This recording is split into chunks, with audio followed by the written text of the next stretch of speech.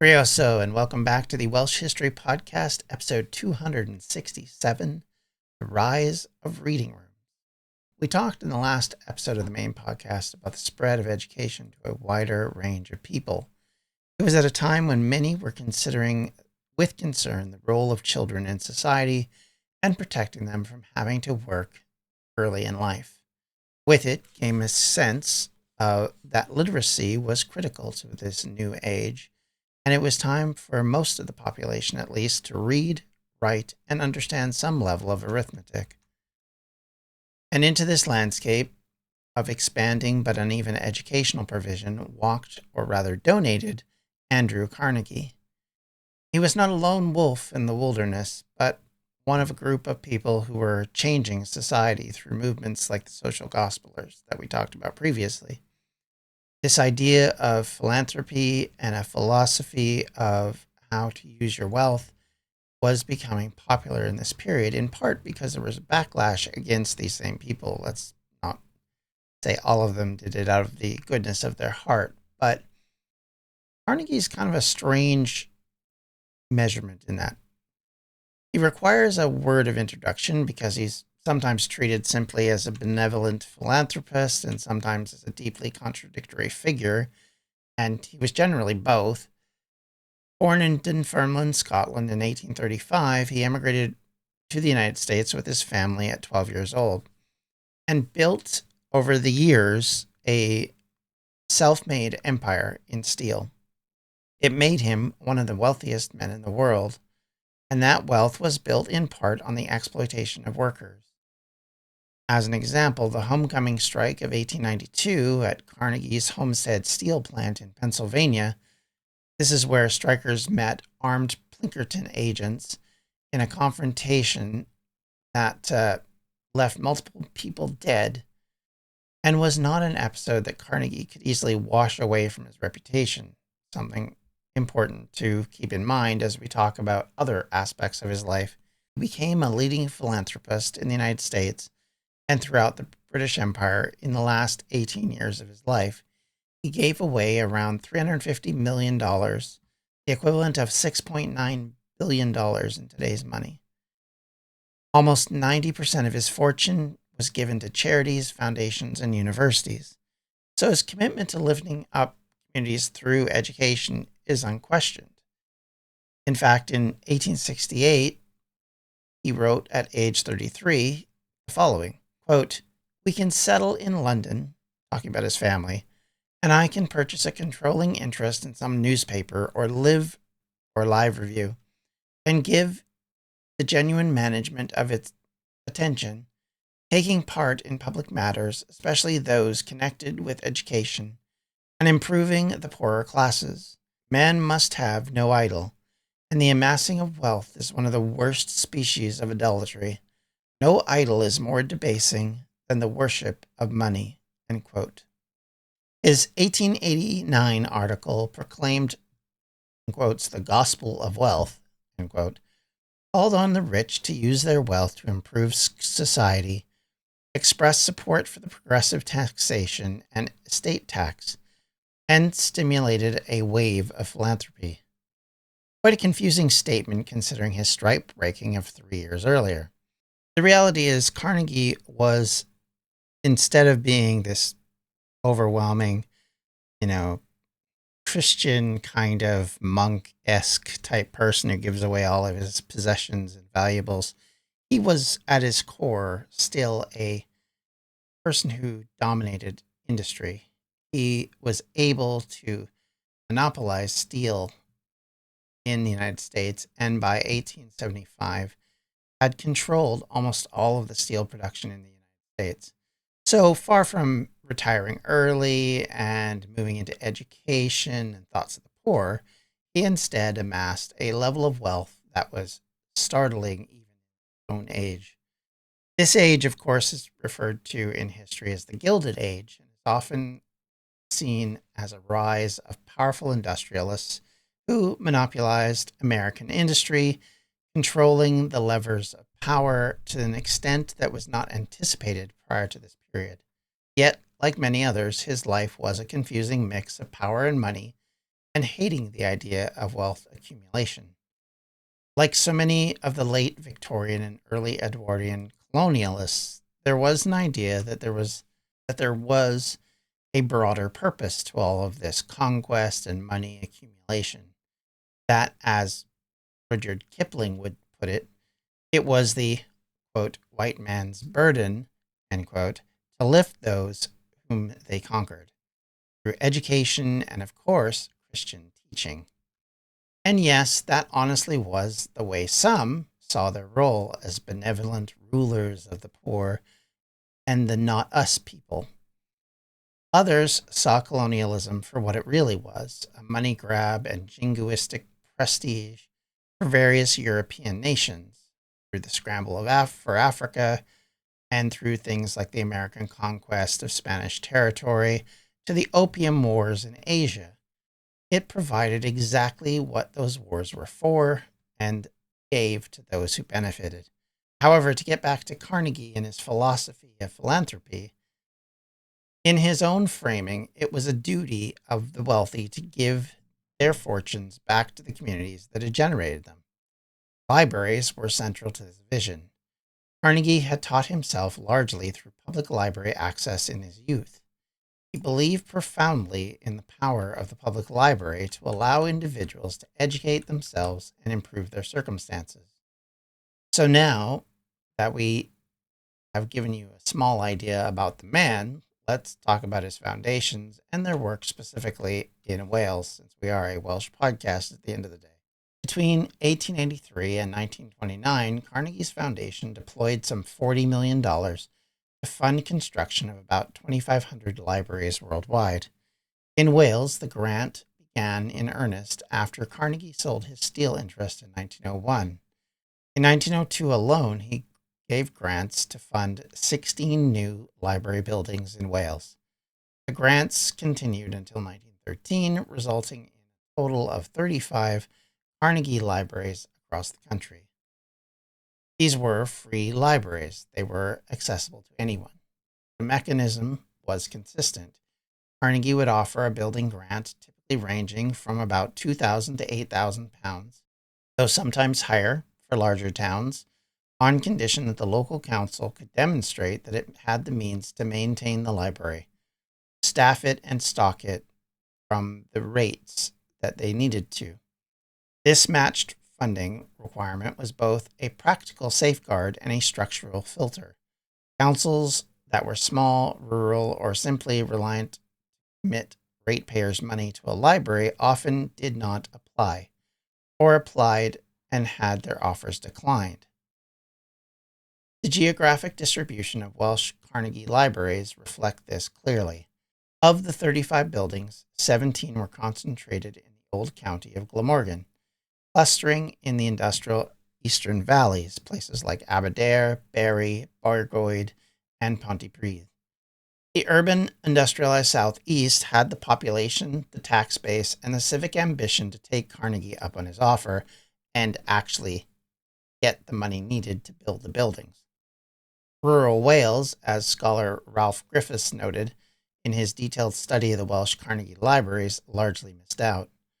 Only one library was funded in Cardiganshire and Carmarthenshire and Pembrokeshire combined.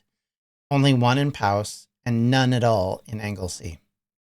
This was not Carnegie imposing anything. He had no overall plan and no cultural agenda for Wales specifically. The distribution followed the economics of population and local government capacity, but the effect was largely the same. The new libraries appeared overwhelmingly English-speaking or rapidly anglicizing parts of Wales. The most Welsh-speaking communities in the north and the west were paradoxically the cultural arguments for libraries as preservers of Welsh literacy might have been made more forcefully, were precisely those that were least served. And not that the offer was universally welcome, even where it was made. Some local councillors did refuse Carnegie grants or decline them when offered, on the grounds that they did not wish to benefit from money associated with the subjugation of American workers. This was a minority view, let's be honest, but it appeared in several Welsh councils, and it reflected the live political culture of the Labour and Socialist Wales we discussed in our previous episode.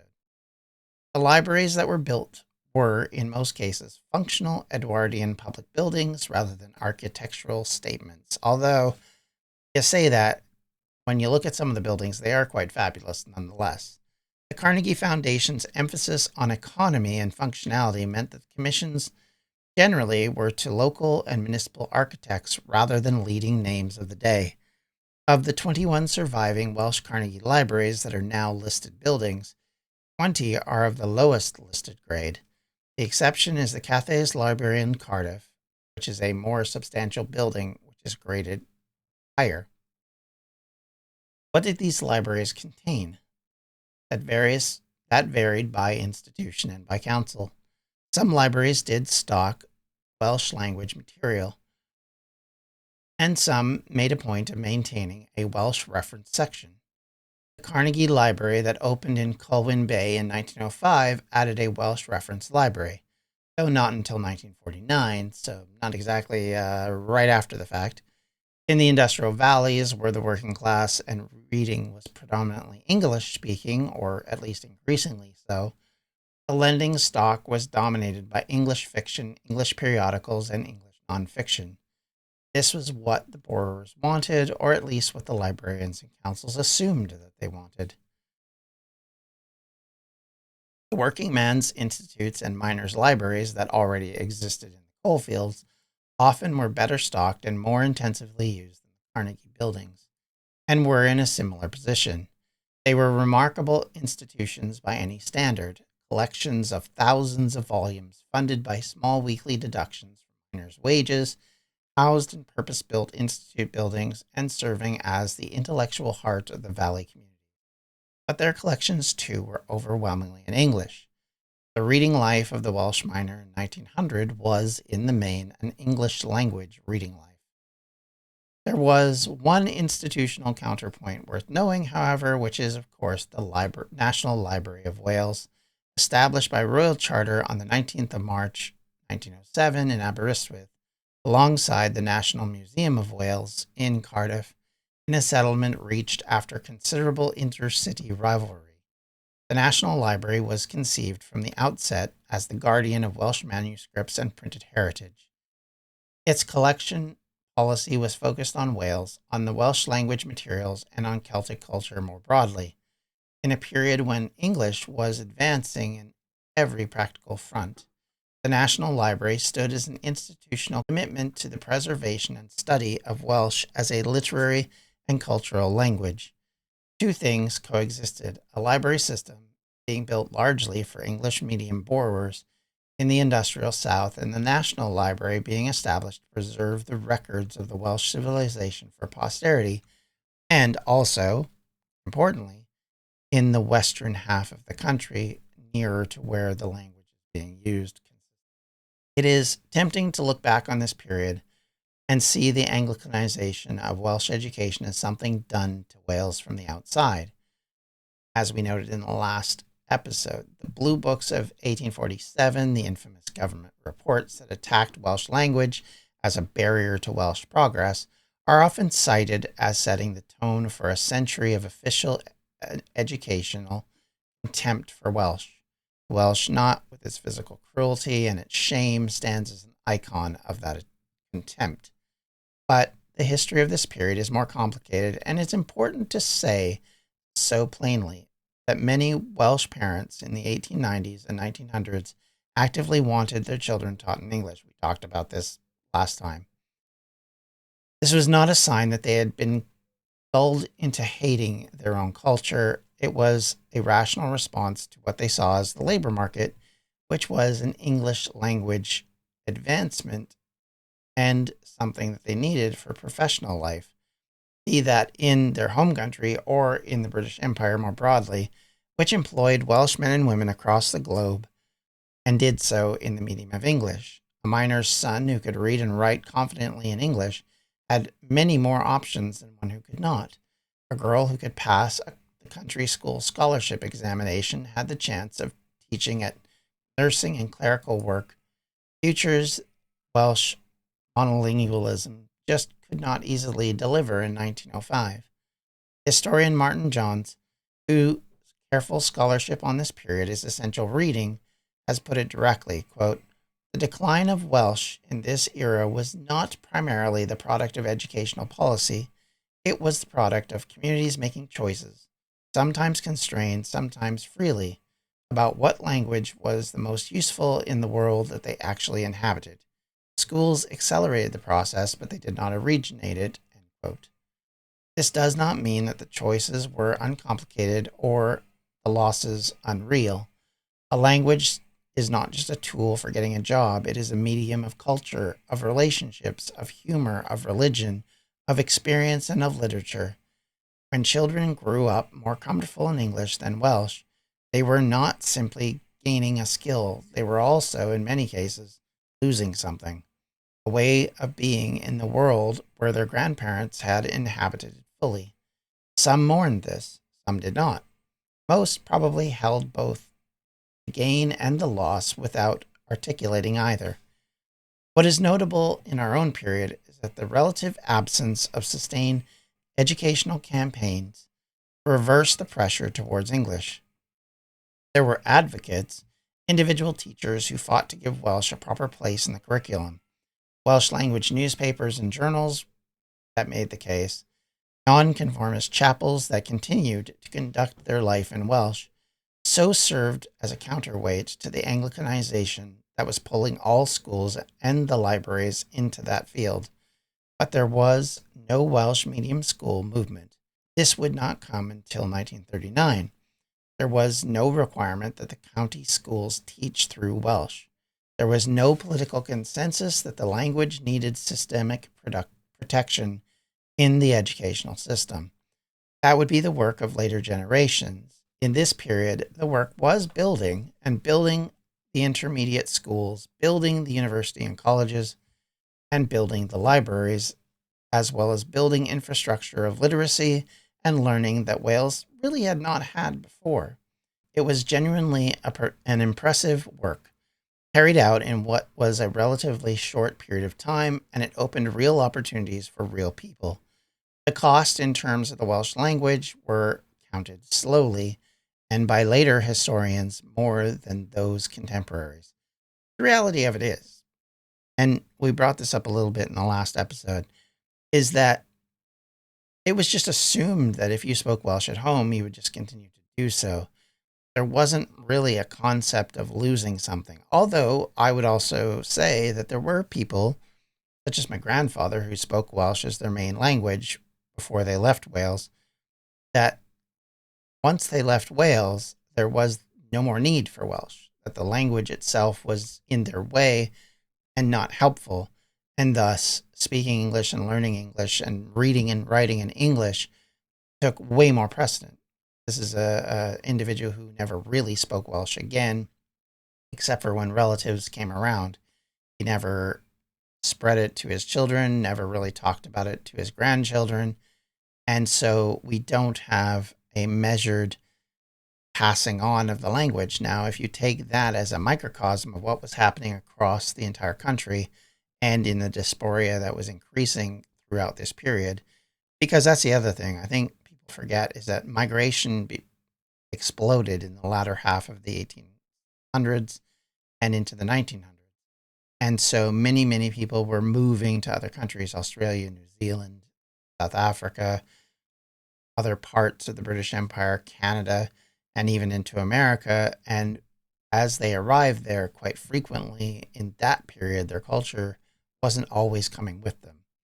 And the spread and use of their language wasn't coming with them. It wasn't like they were in pockets like they were in Pennsylvania, where 100 to 200 years earlier, they could come over as a group and keep their culture working for them because there were so many of them around who all spoke and proceeded to do their life in Welsh, as an example. So as you come with individual nuclear families to an area and you have to deal with a population surrounding you that don't speak your language, it's obvious that you would migrate into the other language that you know, which would be English. which would be helpful. And so, of course, that causes troubles in its own. And again, the general pressure from starting from the south and the east, moving more and more westward, is also putting pressure on the language.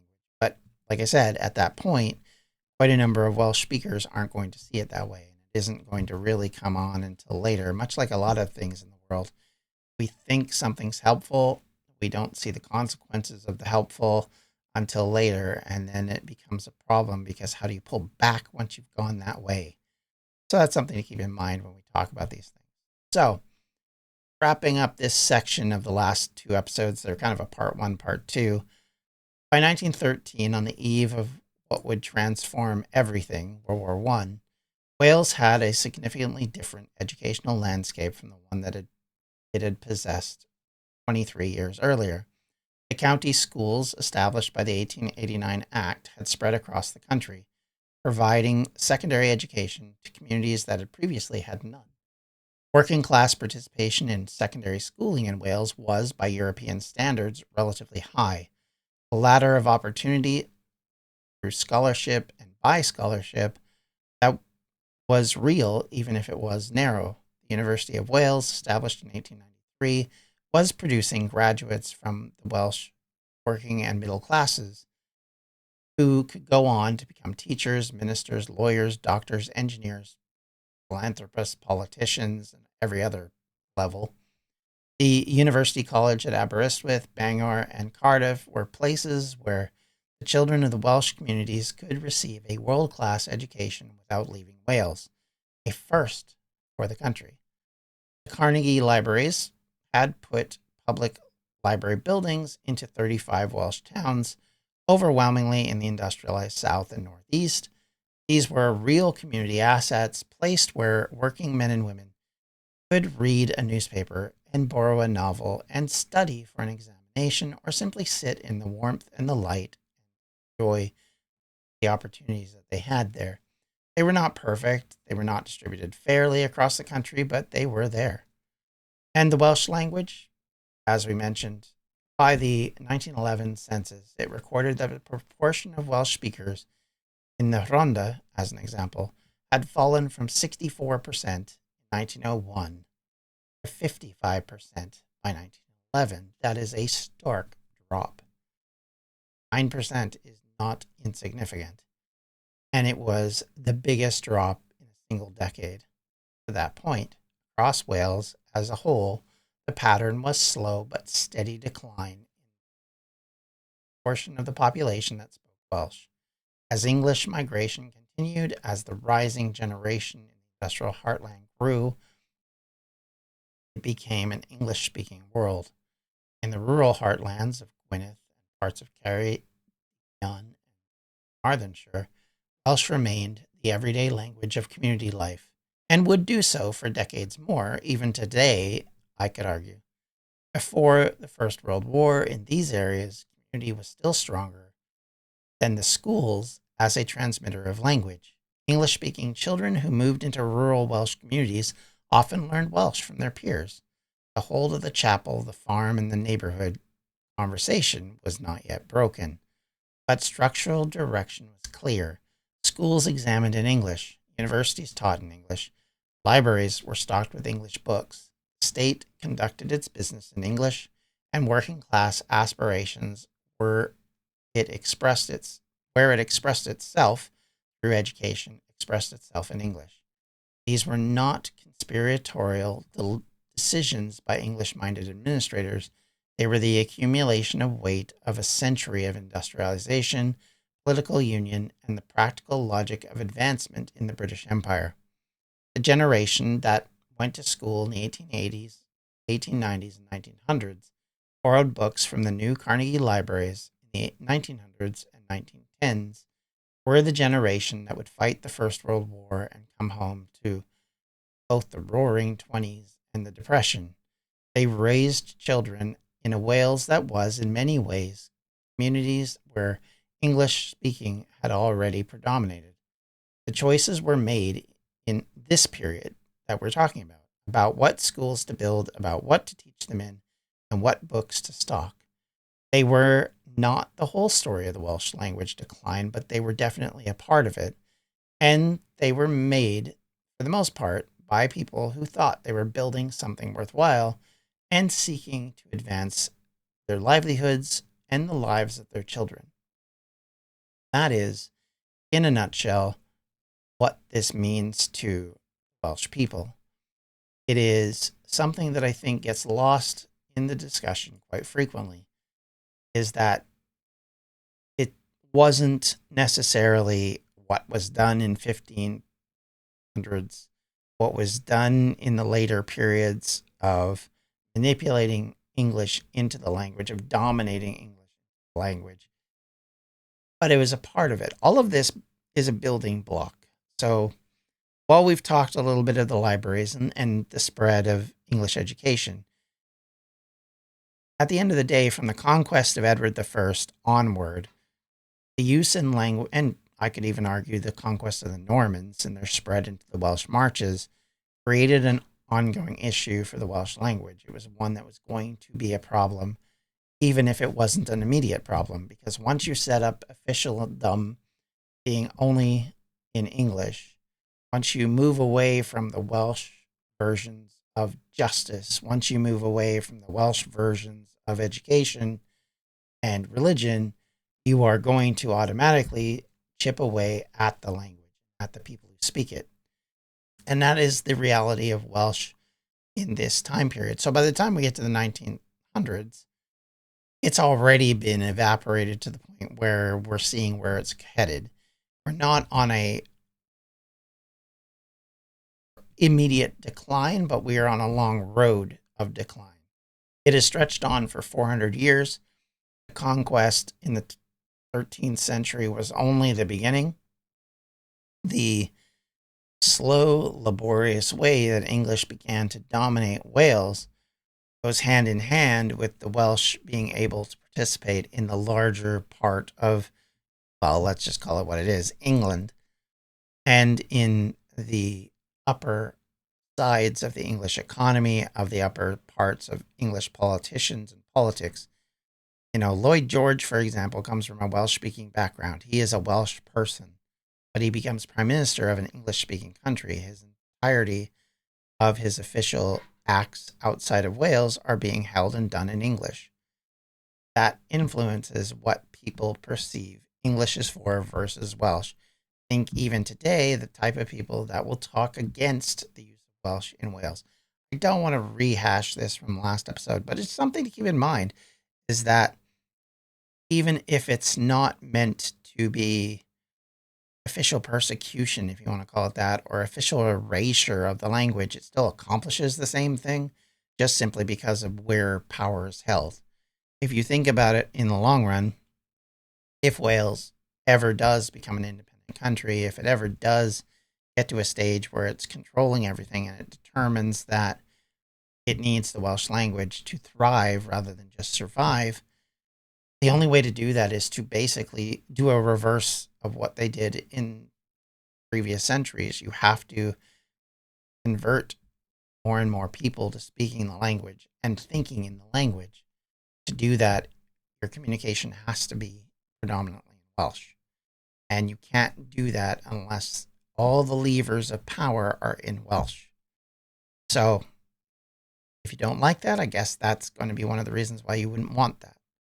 But if you understand that and you accept that, then it makes it easier to develop the language into a more predominant place. Let's be fair and say that the likelihood is English will still be the predominant language in Wales, but I think you can get to a place where the language is not threatening Welsh to the point where there's all this discussion every once in a while about, oh, Welsh is dying, Welsh is failing. It will be more about these two languages are working side by side and creating a better country because of it. It's exciting. This era is exciting. Like, let me back up a bit and just kind of give you an understanding. This is an era that changes the world for the better in the long run, even if it isn't a great era to be a part of, because a lot of what comes later directly revolves out of this. And I realize I'm a real proponent for this era for a very good reason. I think we don't understand how much of a difference the social gospel movement made in creating a socialist society for those that like socialism. For those who don't like socialism, it also created capitalism in a way that had never been before, in the control and dominance of the corporations and financing, and the ability of people who were from lower classes to suddenly grow into new levels of wealth and their own level of control. The so-called American dream comes out of this period. It's all of it is kind of intermixed and intertwined, and they all have what I would describe as very much negatives and very much positives. And sometimes they're both. Sometimes both of them are a part of both the negative and the positive. So with all of that and the long political discussions to come, because we're just starting to hit the boundary of what will severely change the world, which is the advent of World War I. I want to thank you all for watching or listening today. I hope this episode was constructive and informative. I really think Andrew Carnegie is such a wonderful dichotomy of a person. He's both the Elon Musk of his era, and yet someone who used almost all of his wealth to put back into society. So how do you balance the measure of that? How do you describe someone who's both financially a wrecker of homes, and yet at the same time, probably without his work, a lot of places would be poorer for it? It's really difficult. Like this is where humanity is. It's not easy. There are a lot of people who we look at and get confusing ideas about, because both their good and their bads are side by side. And that's one of the interesting qualities that he brings to the discussion, which I think is why he's so interesting to me. But with all that said and done, thank you everyone again.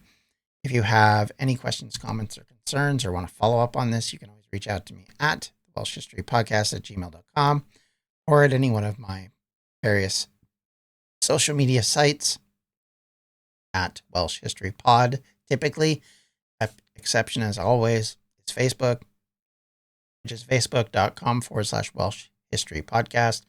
And hey, if you'd like to help out the podcast financially, you can do so at patreon.com/Welsh History. And for those Patreon members, you will be seeing a new episode coming out very soon, just on that exclusive feed. So be aware, probably be a couple, 3 weeks, but it will be out sometime in July. With all that said and done, thank you everyone. Take care. Have yourselves a wonderful rest of your day. Talk to you later. Bye-bye. Welsh History Podcast is a member of the Evergreen Podcast Network. To find more information on them, you can do so at evergreenpodcasts.com. Thanks for listening.